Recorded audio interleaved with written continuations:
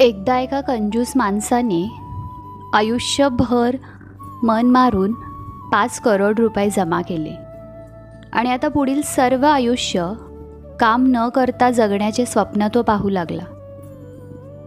तेवढ्यात यमराजाने त्याचा दरवाजा ठोठावला.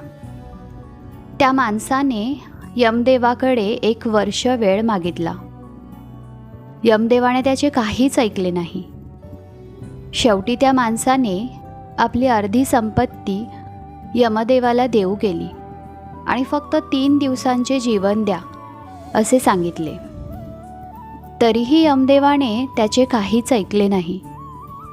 शेवटी त्याने खूप विनवण्या केल्या, प्रार्थना केली व म्हटले की मी माझी आयुष्यभराची सर्व संपत्ती तुम्हाला देतो, पण मला 1 दिवसांचे तरी आयुष्य द्या. तरीही यमदेव काहीच बोलले नाहीत.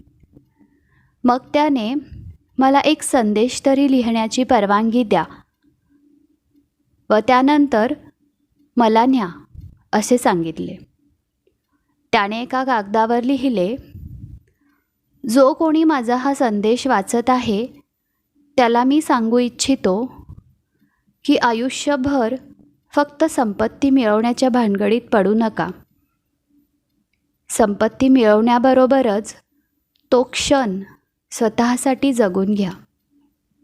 मी माझ्या आयुष्यभराची कमाई देऊनसुद्धा 1 तासांचे आयुष्य विकत नाही घेऊ शकलो. त्यामुळे कमावलेला पैसा कितीही असला तरी आयुष्याच्या सरतेशेवटी काहीच कामाचा नसतो. श्री स्वामी समर्थ.